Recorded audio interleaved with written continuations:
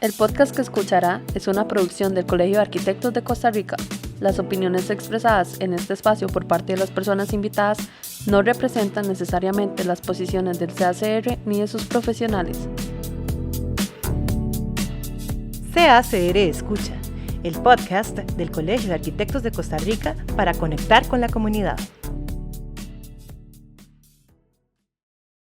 Bienvenidas todas y todos a este nuevo podcast del Colegio de Arquitectos de Costa Rica, CACR Escucha, en nuestro cuarto episodio con un tema muy interesante, como todos nuestros episodios, y es conversar sobre ese San José de antaño, ese San José de hace algunos años, cómo nos lo imaginamos, cómo era realmente, cuáles fueron los primeros edificios de este San José.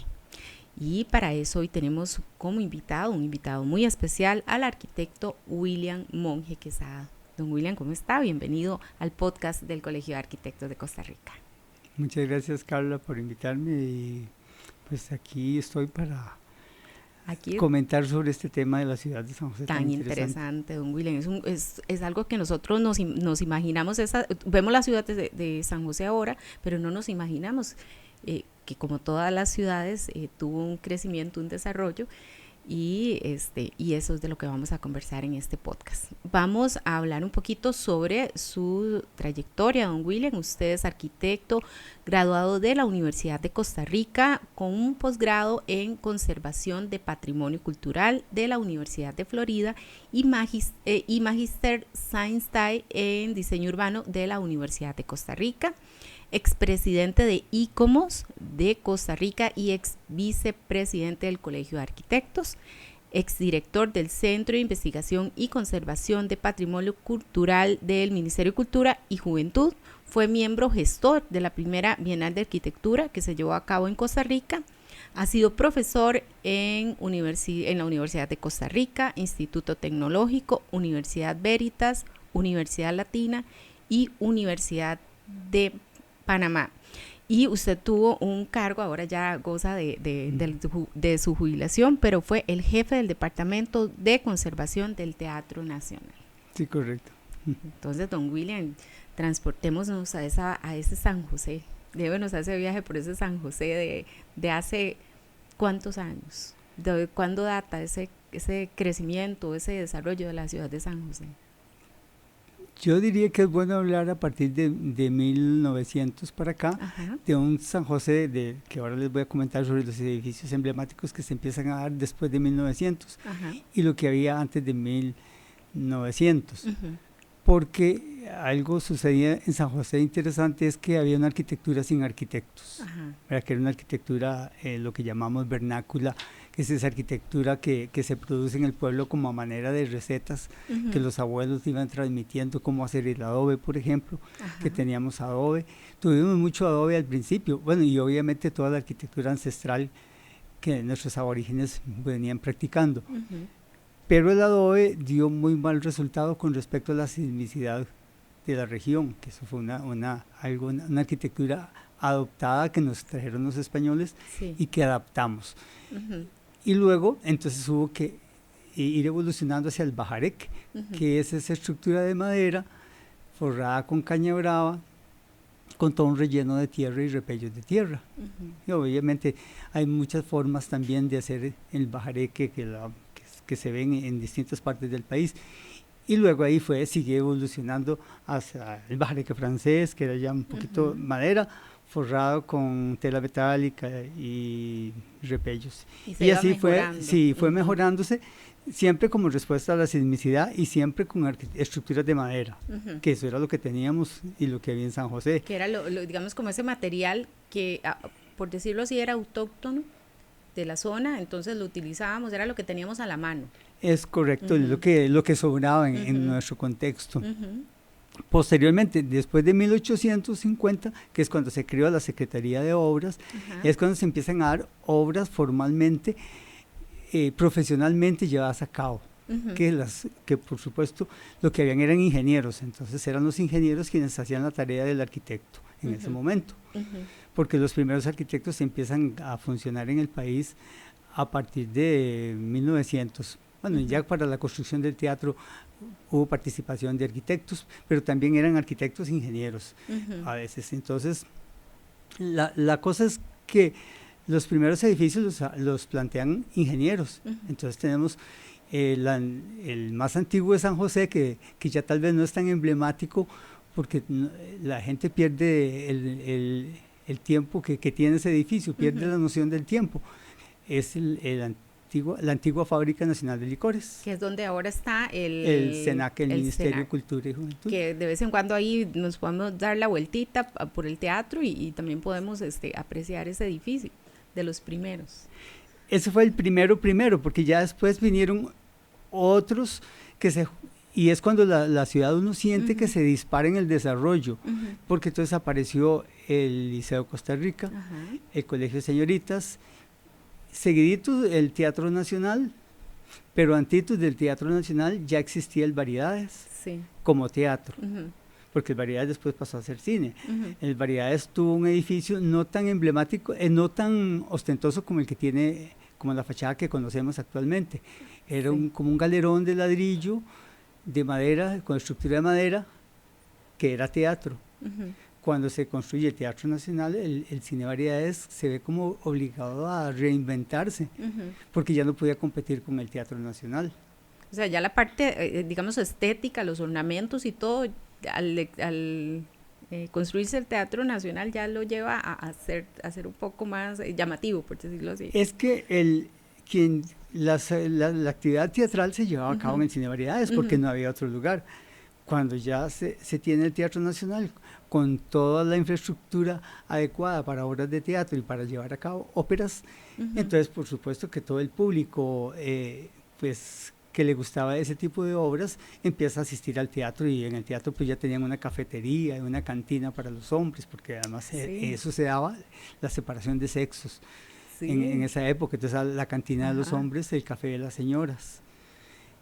Ahí después, ahora hablamos de las discriminaciones que se daban y cosas sexistas en el teatro. Entonces el Cine Variedades ya no compite con el teatro, deja de ser competitivo, y entonces se reinventa, genera una nueva fachada y pasa a ser Cine Variedades. Ok, entonces ya por un lado teníamos el teatro, y ya ese teatro Variedades se convierte en cine. Y ya tenemos, digamos, como las dos atracciones. Dos atracciones, y interesante de la ciudad es que se acomodaba a un patrón donde los cementerios generalmente se ubicaban al sur oeste. Si usted ve de Guadalupe, Curridabat, Desamparados, tienen los cementerios ubicados en el sur oeste del conglomerado urbano. De esa malla urbana. Sí. Después el San José tenía un hospicio huérfanos, que fue muy contemporáneo a la Fábrica Nacional de Licores, en ese sector, ahí cercano. Un hospicio huérfanos, tuvimos un hospital nacional, el antiguo Chapuí, que se llamaba Hospital Nacional de Locos, y también de Insanos le llamaban también. Entonces teníamos el San Juan de Dios, entonces teníamos un gran hospital, un asilo para la población psiquiátrica, teníamos el cementerio, teníamos Fábrica Nacional de Licores, y todo concentrado, y edificios ostentosos para educación, que era el Liceo Costa Rica, el Colegio de Señoritas, el Colegio de Sion, que estuvo frente a la Asamblea, frente al Parque Nacional, donde estuvo el Monumento Nacional. Y eran edificios bastante grandes, o son edificios bastante grandes. Ahí llegaba ¿qué tanta población? O sea, era como el colegio que teníamos para la mayor parte de la población de San José, o del centro de San José. Bueno, es que la población, yo estudié en el Liceo Costa Rica, porque era lo que tenía más cercano. No existían los colegios que después empezaron a florecer cerca de, digamos, de Curridabat, que era donde yo viví. Entonces, pues asistí al Liceo Costa Rica. Y entonces era como que el colegio que daba servicio a todos los barrios de San José, y para hombres y luego para mujeres, que es algo que todavía llama la atención, que sigue existiendo esa separación de sexos, pero bueno, así funcionan. Y eran los dos más emblemáticos, y estaba el superedificio para niños, que era el edificio metálico, que tiene que ver con como, por decir, la escuela, que ahora es la escuela metálica. Sí, la escuela metálica. También como escuela en ese momento. Sí, como escuela, y fue un edificio traído, prefabricado de Grecia, de Grecia, de Bélgica, de Liège, y de una fábrica que había en Bélgica que fabricó no solo el edificio metálico, sino la iglesia de Grecia. Sí. Fue traída de ahí, y la parte de la cúpula del teatro. Los plafones, si le prestan atención a los plafones que forran la cúpula del teatro, son los mismos que tiene el edificio metálico colocados, tapando todo el cerramiento. Entonces, de hecho, cuando restauramos la cúpula del teatro, me faltaba un plafón porque en algún momento a alguien se le ocurrió romper uno para meter una ventana en la cúpula. Entonces, le pedí al Centro Patrimonio que me diera permiso a tomar una de las que habían sobrado de la construcción del edificio metálico para ponerla en el teatro. Ya, por dicha, casi que tenía ahí una reservada por aquello de que hiciera falta para poderla reponer. Y a la hora que me cuenta de esto, yo me empiezo a imaginar todos esos edificios que ahora los podemos ver, y vale la pena que cuando vayamos al centro de San José podamos sacar el ratito para poder detallar todos esos elementos que tienen esos edificios. Ahora bien, esos edificios tenían una línea arquitectónica, don William. Tenían en ese momento, había esa responsabilidad, por decirlo así, de mantener una línea arquitectónica. ¿De dónde venían esos diseños? Usted anteriormente me contaba que eran arquitectos e ingenieros. ¿De dónde venían el diseño de esos primeros edificios? Bueno, la primera arquitectura que se empieza después de la arquitectura sin arquitectos, se empieza a dar una arquitectura academicista, que es lo primero que arranca con estos edificios, principalmente en el Teatro Nacional, porque ya en el Teatro Nacional se conforma un grupo multidisciplinario, y incluso vemos en la conformación del teatro, si hacemos un estudio de influencias, vemos que el teatro probablemente fue muy, predominó el diseño del arquitecto Reitz. El arquitecto Reitz era un costarricense, hijo de padres alemanes, que fue a estudiar a Alemania. En Alemania en ese momento estaba en boga el arquitecto Friedrich Schinkel. Entonces él se nota que él viene influenciado por Schinkel. Schinkel, a su vez, cuando uno analiza los edificios de Schinkel, tiene una gran influencia de Andrea Palladio, que fue el arquitecto italiano manierista. Manierista porque hacía las cosas a su manera. El término manierista es muy usado cuando uno dice a la maniera. O sea, hago las cosas a mi manera, como me da la gana, en otras palabras, ¿verdad? Entonces, porque toda esa arquitectura academicista era rígida, de medidas precisas, había que respetar las recetas de la arquitectura, y Andrea Palladio llega y respetando y haciendo lo suyo.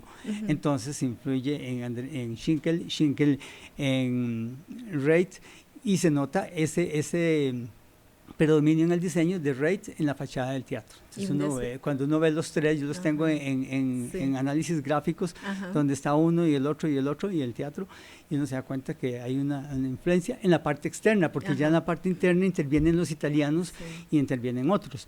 Pero entonces eso, lo que predominó fue la arquitectura, digamos, esa academicista, y podríamos decir el Teatro Nacional, el Liceo de Costa Rica, el Colegio de Señoritas, la Catedral Metropolitana, el Sion, la Iglesia de Santa Ana, y si nos vamos un poquito más afuera, y así, ¿verdad? Predominó esta. Pero después de 1900, cuando empiezan a aparecer los arquitectos que habían estudiado afuera, entonces los arquitectos generan una arquitectura que los historiadores de la arquitectura le han llamado como la neocolonial. Y entonces ahí encontramos a José María Barrantes, a José Francisco Salazar, a Kiko Quirós, y que ellos van con esa onda, y hay otros más, pero después viene por otro lado, cuando vemos el edificio Correos, que se nos sale del patrón, el edificio Correos y Telégrafos, pues nos damos cuenta que Luis Jacques, que fue quien diseña el edificio, había andado por Nueva York, trabajó en Venezuela, trabajó en distintos países, y vino muy influenciado, y también podríamos decir que muy manierista en la forma de hacer su arquitectura, y muy ecléctica también. Entonces termina haciendo un diseño de un edificio de concreto armado con mucho de ferrocemento, que el ferrocemento todavía no se usaba tanto en Costa Rica. Y estábamos, perdón, en el de Correos. Y estábamos en una época que en poco tiempo se pudieron ver muchos cambios en lo que era el diseño. Sí, o sea, en poco tiempo, muchas obras de gran envergadura, sí, y una gran riqueza que se empieza a generar de influencias. Después también Louis Jacques hizo la Basílica de Los Ángeles, la última versión de la Basílica. Pero bueno, entonces pasamos de lo academicista a lo neocolonial, pero después aparecen otras tendencias como, por ejemplo, bueno, la arquitectura prefabricada en metal que se trajo. Entonces ya teníamos lo metálico, lo academicista, lo neocolonial, sí, y empieza a aparecer victoriano caribeño. Eso ya más como por ahí de 1930 para acá, un poco más reciente, pero aparece el Art Deco, el Art Nouveau. Del Art Nouveau solo tenemos, podría decirle, 3 ejemplares, que el Art Nouveau... bueno, antes de hablar de estos, es importante ver la influencia, lo que se llama la francofilia, cómo ese amor por lo francés o eso de gusto por lo francés o lo afrancesado nos motiva a hacer cosas afrancesadas. Entonces, no sé en ese momento qué impacto tenía Francia en el mundo, pero es un hecho que impacta. Que nos relaciona porque, por ejemplo, habían arquitectos en ese momento muy renombrados en Francia, como Henri Van de Velde, Eugène Vallin, Émile Gall, Héctor Guimard, Auguste Perret, y entonces empiezan a hacer esas obras que motivan a nuestros arquitectos también a darles algún seguimiento. Entonces vemos las ventanas mansardas. ¿Qué son las ventanas mansardas? Son imaginen la Alianza Francesa. La Alianza Francesa tiene unas ventanitas en el techo que iluminan los cielos, los buhardillas de los áticos de los cielos rasos. Entonces estaban diseñados para los climas de nieve y que la nieve escurra y resbale por los techos, porque son techos muy empinados, pero que permitan iluminarse internamente. Entonces el Teatro Nacional tiene buhardillas. Mansardas, perdón, buhardillas es otra influencia victoriano-caribeña. Tiene mansardas en honor al arquitecto François Mansart, que fue el precursor de las ventanas mansardas.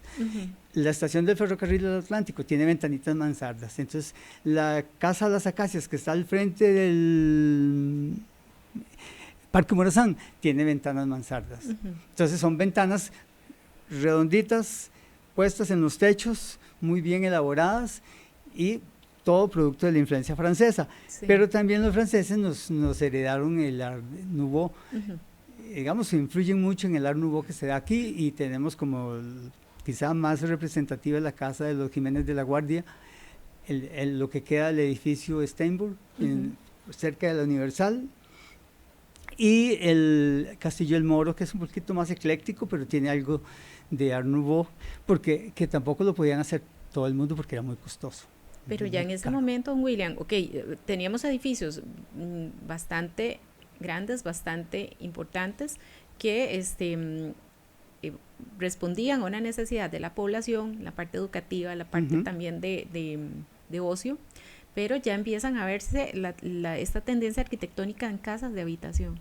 Ya se empieza, por decirlo así, a notar también el diseño arquitectónico en residencias. Sí, claro, y el Art Nouveau era muy caro constructivamente, porque había que moldear en barro, sacar moldes en yeso para después chorrear esos moldes y adosarlos a las fachadas. Y se hacía aquí. Los constructores lo hacían acá, no era que lo traían de otras partes. Excepto el cine de variedades, que me da la impresión de que eso sí fue traído ya los moldes hechos.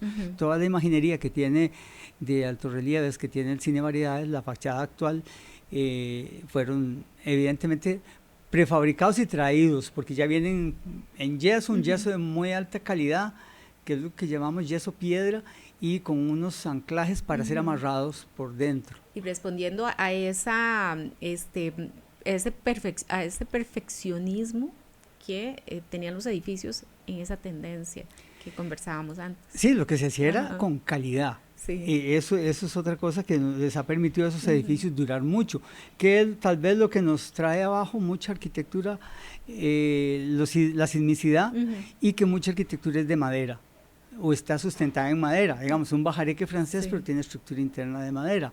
El mismo Cine Variedades, y sigo poniéndole el ejemplo del Cine Variedades porque es muy buen ejemplo constructivo y de calidad. La fachada es un bajareque francés anclado a una estructura de madera, que obviamente la estructura de madera sí está muy deteriorada, muy llena de termitas, pero lo que es la cáscara de ferrocemento anclado a la malla, a la tela metálica, es un cemento europeo, que no se fabricaba cemento en Costa Rica y eso es muy costoso, muy caro era, pero una calidad constructiva que eso es lo que ha hecho que en Variedades no se haya caído la fachada, porque es tan resistente la calidad constructiva como la es el de Correos y Telégrafos. Sí, qué interesante conocer estos detalles, don William, porque no nos imaginamos, o sea, caminamos por el centro de San José, muchas veces no detallamos con la vida que tan ajetreada, pero ver cada uno de estos elementos es importante, es muy es una forma también de poder disfrutar la arquitectura de San José. Sí, y cuando se le explican a uno, pues eso se hace a veces más interesante porque uno entiende de qué está hecho o cómo está hecho. Sí, porque ya lo vamos a ver y ya vemos otros detalles que no los habíamos, no los habíamos visto antes. De hecho, interesante es, por ejemplo, que en el teatro se dice, cuando se hacen los planos, que son muy de receta, ¿verdad? Sí. Arman la fachada y después por dentro acomodan los niveles de los pisos. Entonces hay partes en que un piso atraviesa una ventana. Obviamente de afuera no se nota, pero cuando uno está internamente pasando, por ejemplo, hacia los palcos, las butacas, a la parte trasera del escenario y la herradura, uno ve la ventana partida en dos. O sea, como que se armó el envolvente, por decirlo así, correcto, la fachada y todo, y después se empezó a resolver o a condicionar el edificio por dentro. Sí. Ahora cuénteme también esos detalles, don William, del Teatro Nacional, ya que usted tuvo durante tantos años esta responsabilidad, que es por mucho uno de los edificios que más identificamos cuando hablamos de San José, Teatro Nacional. Sí, el teatro nunca, yo me jubilé y nunca dejé de descubrir cosas, de encontrar y ver detalles y aprender del proceso constructivo. Por eso le damos tanto valor a los procesos constructivos. No solo es a lo que vemos como declarado patrimonio o que tiene valor en sí mismo, sino es cómo está hecho, cómo se aprende uno, cómo hacían estos señores, nuestros abuelos, cómo construyeron eso, cómo fueron fabricando cada cosa.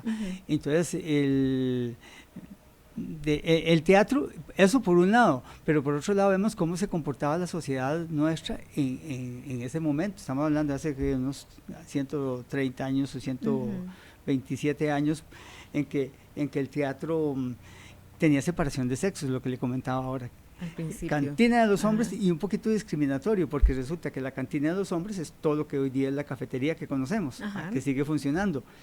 El café de las señoras era más pequeñito, más reducido, y un mueble que vemos actualmente en la cafetería del teatro, un mueble grande, era la mitad de ese mueble estaba en el café de las señoras.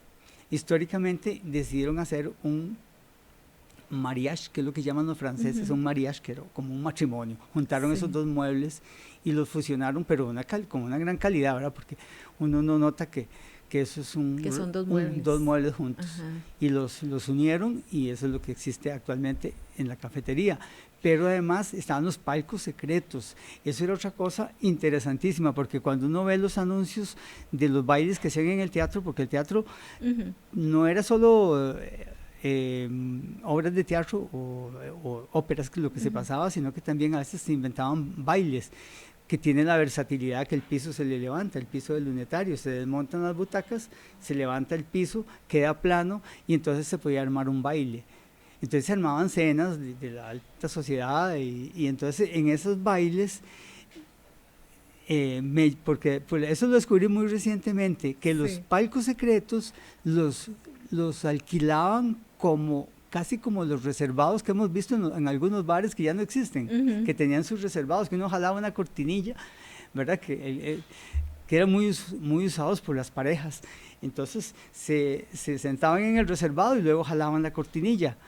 Ya yo cuando hablo de cortinilla, muchos tal vez ni se lo imaginan porque no nos conocieron, pero yo sí llegué a conocer esos bares que tenían cortinilla y reservado, así le llamaban, reservado. Entonces el teatro alquilaba los palcos secretos hasta como reservados. Obviamente también dice la historia que ahí se ubicaban las viudas, porque también la sociedad condenaba como que a las mujeres a estar en cierto duelo, porque no habla de los hombres, habla de las mujeres, entonces que las viudas iban a los palcos secretos. Y también hay historias de los hombres que veían mujeres en los palcos secretos, sabían que eran viudas y entonces les mandaban papelitos, recados, conquistando a esas mujeres. Entonces ese tipo de anécdotas en cuanto al comportamiento social, ¿verdad? O por ejemplo, porque esa verja que tiene el Teatro Nacional, que era en un momento en que la ciudad no era insegura, era como decir, aquí no todo el mundo entra, esos portones ahí tan cerrados, tan entonces altos, ya era muy clasista, como lo fue el Parque Central cuando tuvo una verja alrededor. Y hay documentaciones de periodistas extranjeros que pasaron por el país y decían que dentro está la gente culta y fuera la gente inculta. O sea, también había esa sí, había una discriminación, un sesgo bien feo del comportamiento en algunas partes de la ciudad, de cierta discriminación evidente. Y bueno, pero volviendo a nuestro tema, la parte arquitectónica, el teatro también no solo es valor, tiene un gran valor como edificio construido, sino que tiene un gran valor por ser teatro y seguir siendo teatro. Y eso lo ha llevado a ser un sitio de memoria cultural, que eso a veces se invisibiliza, ¿verdad? O cuando se visualiza un patrimonio solo se ve el edificio y no lo que ha pasado dentro de ese edificio. Toda esa historia que guarda el edificio. Toda la historia que guarda, como todas también esas vivencias. Como la tiene el Variedades o la tienen otros lugares que son sitios de memoria cultural. Ahí han llegado personajes importantísimos a dar conferencias o han llegado personajes a una conferencia, una cena, lo que sea, pero han pasado por el teatro. Entonces eso es un sitio importantísimo que en estos 30 años que tuve pude vivirlos con la llegada de Obama, con la llegada de Clinton, con la llegada de Bush, con la llegada de Reagan, el tipo que le grita a Reagan dentro del teatro, ¿verdad? Y todas esas cosas que se daban cuando llegó el Dalai Lama, etcétera, todas las cosas que iban sucediendo en el teatro. A lo largo de tantos años, tantas historias, tantos recuerdos y tantos momentos significativos de la sociedad costarricense. Don William, y un mensaje para ir cerrando con este podcast, para la gente que viaja a San José, que camina por San José y tal vez ahora puede verlo con otros ojos. ¿Cómo podemos ver San José con otros ojos? Bueno, después de la pandemia he sentido que el San José se deterioró mucho. Hubo mucho desarraigo, se ha ido mucha gente de San José. Cuando digo gente, mucho negocio que a veces lo motivaba a uno a ir a buscar X cosas a San José. Se ha ido mucho de San José y lo he sentido muy, yo que viví 31 años metido en el centro de San José y lo sentí muy cambiado. Un poco hacia el deterioro, un poquito, o pero bueno, el teatro sigue estando allí. Yo fui a tomarme un café hace poco a sentir San José y a recordar viejos tiempos y conozcan el teatro, porque el teatro, que no le cuenten lo que es el teatro, no esperar a que haya no sé, que algo suceda para quedarnos con las ganas de haber ido a conocer el Teatro Nacional y ver la cantidad de trabajo que tiene este edificio, porque cada uno de los detalles, bueno, usted que estuvo ahí por tantos años, la cantidad de detalles y que le faltan, que todavía le faltan bastantes, porque el teatro tiene una tarea de ponerse al día con instalaciones electromecánicas, una tarea urgentísima y costosísima, al día con la mecánica teatral, aunque ese es un tema que me da ciertas dudas porque por el aforo y las regulaciones actuales, el aforo se le redujo, entonces ya el teatro dejó de ser rentable. Sí. Al no ser tan rentable, muchos promotores culturales se van al Melico. Si usted ve los últimos espectáculos, se están yendo al Melico porque le cae más aforo. Entonces eso ha sido una desventaja para el teatro en este momento. Bueno, don William, bueno, muchísimas gracias por contarnos estas anécdotas, estas historias y podernos ubicar en ese San José que ya, como decía antes, ya podemos verlo con otros ojos. Ya si nos vamos a San José, nos vamos al Teatro Nacional, empezamos a buscar todos estos edificios, pues ya podemos irnos involucrando en esa historia arquitectónica del San José de hace bastantes años atrás. Don William, gracias por acompañarnos en este podcast del Colegio de Arquitectos de Costa Rica, CACR Escucha, y para los que nos han acompañado, los invito a acompañarnos en el próximo episodio.